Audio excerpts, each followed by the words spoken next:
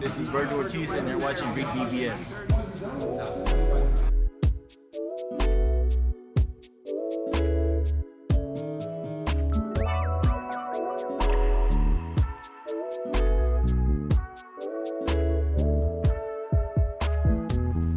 REED-BBS.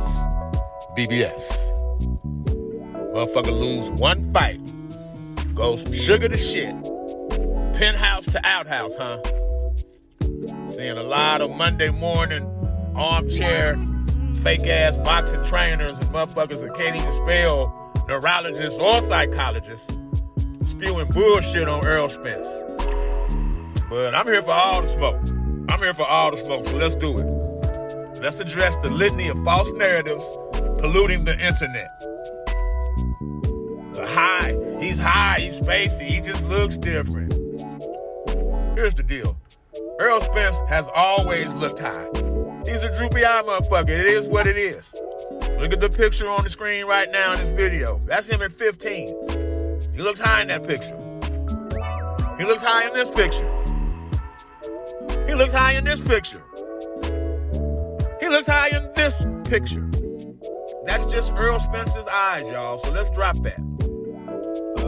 Ever heard of David Reed, former gold medalist in 96, I believe? His droop was a lot more noticeable than Spence's, and pronounced, I should say, and it was just his left eye. But with that said, if you already have a natural droop to your eyes and you box, you're getting punched in your droopy eyes for a living, it's probably going to make them droopier. It also didn't help. Spence had a detached retina in his right eye. And if you notice now, he wears glasses. I don't know if they're readers, but he wears glasses pretty fucking frequently. Oh, it was an accident, man. It was an accident. EJ says it's not a factor. So because he says it's not a factor, I choose not to dwell on it, personally. That's just me.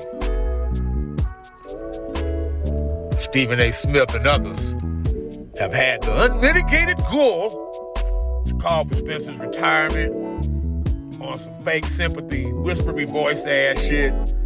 Oh, I got love for ERROL Spence. I got love for ERROL Spence. You got love for ERROL Spence. Did you call him and speak on the retirement? Or no? Or did you just podcast about it? Which did you do, motherfucker? Never mind, he ain't got to answer that. All this fake sympathy shit. Oh, Terence Crawford, I'm begging you not to take the rematch. Man, get the fuck out of here, Stephen A.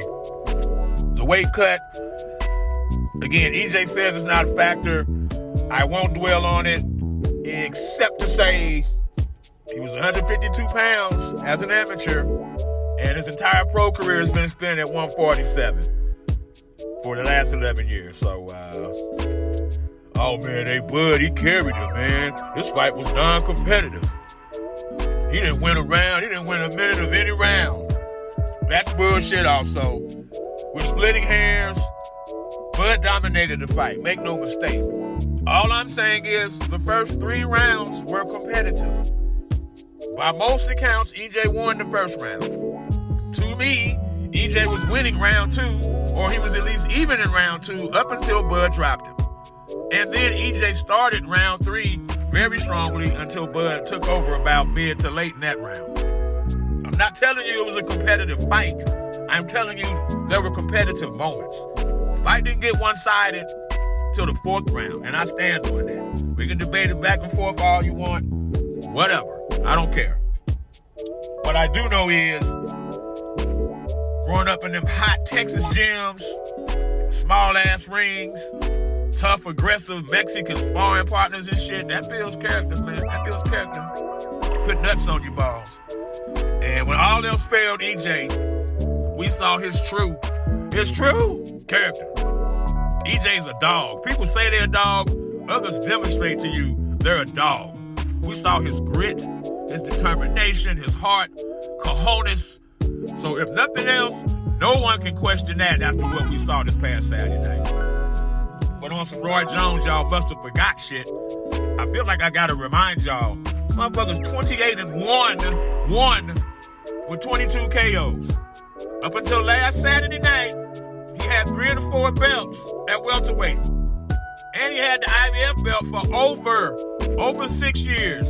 So all all this, yeah, well, I never thought he was that good. He was champ for 6 fucking years, bro. Missed me with that bullshit. Danny Garcia was his tune-up after a 15-month layoff. He stopped Ugas after a 16-month layoff. Come on now. We can't forget all that. Now, with the value, with the advantage of hindsight, yes, EJ should have had a fight before Bud, just like Bud did with Amnesia. He should have had one fight before him and Bud fought. You know, I also think EJ should have fought Bud closer to when Bud first moved up to welterweight. And because it looks like Bud, well, it don't look like Bud has clearly grown into the weight and was very strong. So in hindsight, EJ should have fought him earlier when Bud first became WBO champion. But it is what it is now. The rematch happens. It happens. It's a grown-ass man. He can do what he want to do. I'm a root for him regardless. I'm just tired of all the bullshit and false narratives and shit. In no way does he need to retire, whether he fights Bud or not. And think about it. While y'all shitting on EJ or trying to, you're also shitting on Bud's accomplishment. And neither one of them brothers deserve that. REED-BBS, Blackbird Sugar, Bachelor's in Boxing Studies. Television! Fred Sanford of the Fiscal Arts. When all is said and done, there's nothing left to say or do.